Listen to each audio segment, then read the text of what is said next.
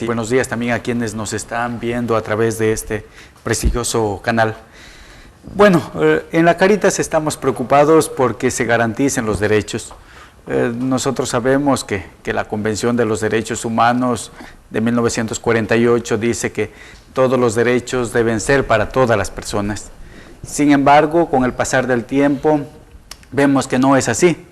Por ejemplo, ahora que estamos hablando de políticas públicas y el sistema de administración de justicia para la protección de la niñez y adolescencia privada de su medio familiar, sabemos que en Santo Domingo por lo menos el 60% de los niños viven en condiciones de pobreza.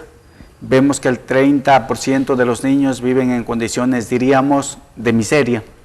Entonces vemos que de alguna manera hay derechos que no están garantizados, aunque tengamos varias políticas públicas, empezando por la Convención de los Derechos del Niño, luego tenemos el Código de la Niñez y la Adolescencia, la misma Constitución de la República del Ecuador que recoge muchos derechos para todos los ciudadanos, pero que muchas veces estos derechos no logran hacerse realidad.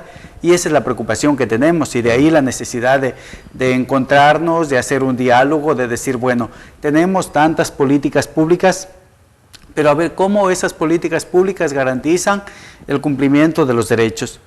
Hay, por lo menos el Código de la Niñez establece que los derechos son iguales, ningún derecho puede ser superior a otros, y en la medida en que va naciendo un niño, por ejemplo, hay los derechos de protección, hay los derechos de desarrollo, hay los derechos de participación, luego cuando ya pasan a la adolescencia, pero en qué medida estos derechos se hacen efectivos y los niños pueden disfrutarlos plenamente y pueden vivir con dignidad, con equidad, con justicia. Entonces esa es la preocupación. José, ¿qué hace entonces que esas políticas públicas en realidad no se estén cumpliendo? Lo que yo identifico es que, bueno, como tenemos nueva constitución a partir del año 2008, yo diría hay buena filosofía en los entes que hacen las políticas públicas. Algo está pasando a lo mejor en los mandos intermedios. Yo veo que desde el Estado, desde la elaboración de políticas públicas, puede haber buenas políticas públicas, pero nos falta todavía asumir a la sociedad y a las familias el tema de la corresponsabilidad, porque recordemos que no solo el Estado es el responsable para que se garanticen los derechos, también la sociedad debe intervenir y también las mismas familias tienen que intervenir. Y para mencionar algunos casos, en la Cáritas, de los 43 niños que están acogidos ahora bajo la modalidad del acogimiento institucional, la mayoría provienen de casos que han sido tratados de manera negligente, es decir, que son los mismos padres o los familiares cercanos quienes violentan los derechos de estos niños.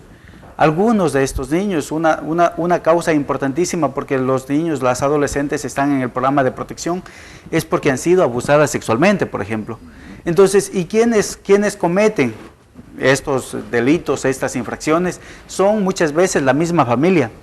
Entonces, falta todavía que las familias y la sociedad, de alguna manera, asumamos nuestro papel de corresponsables. Se puede tener buenas políticas, claro, pero si no logramos hacerlas efectivas, si todos no trabajamos en la misma dirección para garantizar esos derechos, difícil va a ser que todos los derechos sean para todos. En esa corresponsabilidad, José, el foro que ustedes están preparando para el día de mañana sobre políticas públicas y el sistema de administración de justicia en la protección de la niñez y la adolescencia privada de su medio familiar, que va a tener lugar en la Casa Diocesana a partir de las 19 horas mañana miércoles, y que están invitados expositores como Carmen Morillo, directora distrital del Ministerio de Inclusión Económica y Social en Santo Domingo, la licenciada Nalda Bustamante, secretaria ejecutiva del Consejo Cantonal de la Niñez y la Adolescencia, el doctor Ángel Robalino, juez primero de la Niñez y la Adolescencia. Expositores sin duda pues importantes para un tema como este, pero ¿por qué ustedes al momento de ponerle el nombre a este foro lo asociaron directamente con la administración de justicia. Ahí la corresponsabilidad, ¿cómo funciona? Sí, lo que pasa es que este es para niñez y adolescencia que está privada de su medio familiar. Significa que estos niños ya han perdido la protección de sus padres. Sí, entonces es una población pequeña de niños. Yo hace un rato decía 30% de niños viven en miseria, 60% viven en pobreza, de 140 y algo de miles de niños y adolescentes que hay en el país, hay un grupo pequeño que no tiene a nadie. ¿A quién tiene? Bueno, no, eso que no tiene a nadie está un poco salido. Exagerado.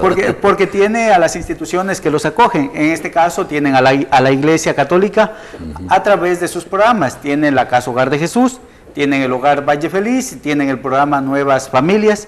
Entonces, en la misma Cáritas hay casas donde se acoge a estos niños que están privados de su medio familiar.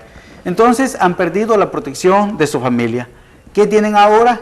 Tienen al Estado con políticas públicas, al Estado a través del MIES, que hace un aporte económico, diríamos, importante para lograr llevar adelante estos proyectos, para alimentar a estos niños, para de alguna manera garantizarles parte de sus derechos, y tienen desde la sociedad civil, tienen a la Cáritas.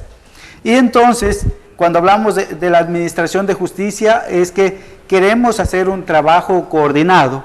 Ahora, en estos últimos años, ha sido un poco más fácil el tema de ayudar a los niños, porque hay más jueces de la niñez, por ejemplo.